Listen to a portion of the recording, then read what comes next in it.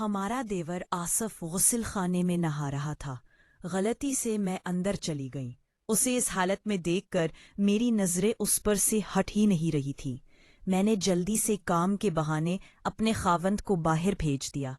اب مجھ سے بالکل بھی نہیں رہا جا رہا تھا۔ میں جیسے ہی غسل خانے میں واپس آئی،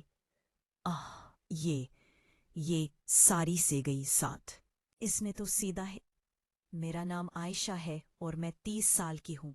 دکھنے میں کچھ ضرورت سے زیادہ ہی خوبصورت ہوں۔ لوگ کہتے ہیں کہ میں کسی فلمی اداکاری جیسی لگتی ہوں، چہرے سے بھی اور جسم سے بھی۔ میری شادی ہو چکی ہے اور میرے خاند کا نام احمد ہے۔ میری یہ کہانی میری شادی کے بعد شروع ہوتی ہے۔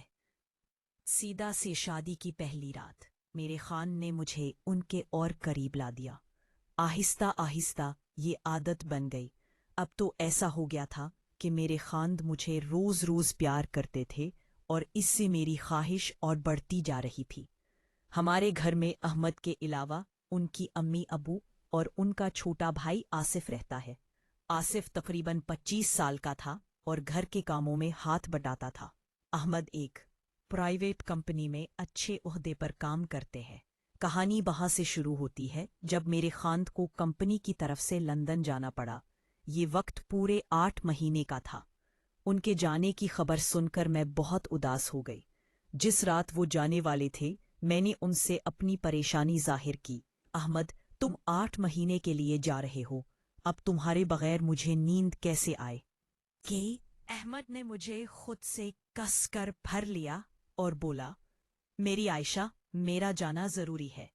میں خود بھی اداس ہوں۔ میں تمہیں چھوڑ کر نہیں جانا چاہتا، مگر کیا کروں؟ نوکری ہے، کام تو کرنا ہی ہے۔ احمد کی بات سن کر میں خاموش ہو گئی۔ اس رات احمد نے مجھے صبح 8 بجے تک نہیں چھوڑا، بہت پریشان کر دیا تھا۔ احمد کے جانے کے بعد میں اداس رہنے لگی اور ایک بے چینی سی مجھے اپنے بدن میں محسوس ہوتی تھی۔ میں راتوں کو تڑپتی رہتی تھی۔ یہ احمد کے چلے جانے کے بعد کی تیسری رات تھی۔ مجھے احمد کی بہت یاد آ رہی تھی۔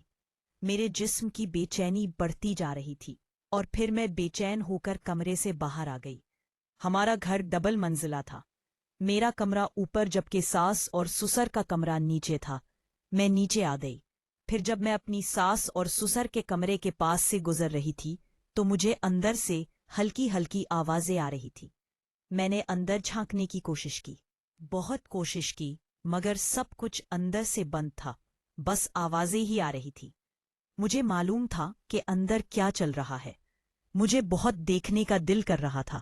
نہ جانے کیوں پر میں سٹور روم سے ایک اسٹول لا کر اوپر والی چھوٹی کھڑکی سے دیکھنے کے بارے میں سوچ رہی تھی، پر شاید اس سے کام نہ بننے والا تھا۔ میں وہیں سے کم 10 منٹ تک ان کی آوازیں سنتی رہی۔ میری بے چینی بڑھ رہی تھی، میرا گلا سوکھ رہا تھا اور میں باورچی خانے میں پانی پینے کے لیے جانے لگی۔ باورچی خانے میں آتے ہی میری نظر میرے دیور آصف پر پڑی۔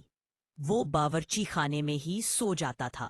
مضبوط جسم اور گٹھیلا بدن دیکھ کر نہ جانے کیوں میں اسے سوتے ہوئی گھورنے لگی۔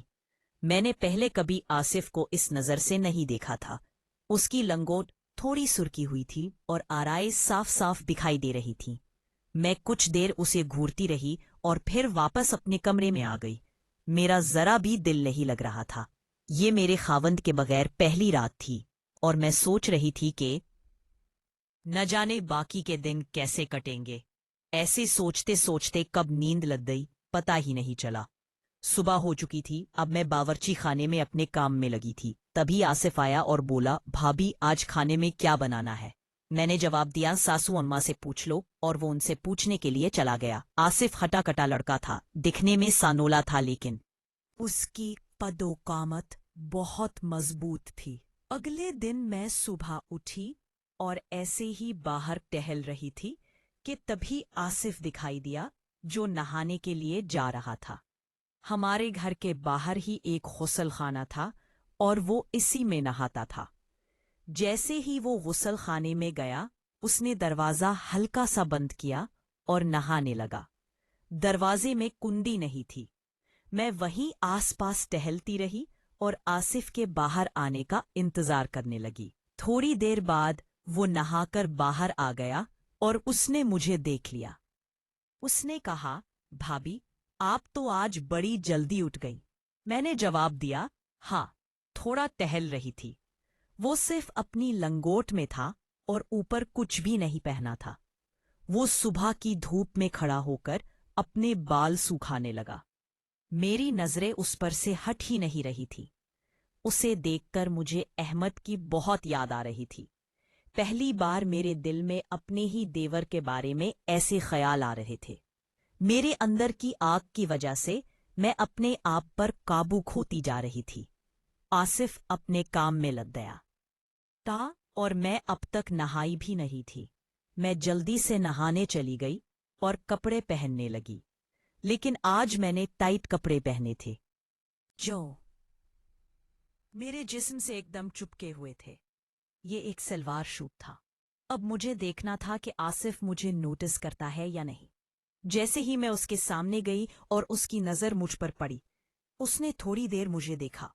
फिर जैसे ही मेरी नज़र उस पर गई, उसने फौरन अपनी नज़र हटा ली। मैं समझ गई थी कि आसिफ की नज़रें कहाँ थी। मैं जानबूझकर काम करने के बहाने उसके सामने आने लगी और मैंने नोटिस किया कि आसिफ सच में मुझे घूर रहा था। जो करने का मैं सोच रही थी वो हो सकता है, ये मैं समझ चुकी थी। इसलिए मैं जानबूझकर उसे उकसाने लगी। शायद वो भी समझ रहा था कि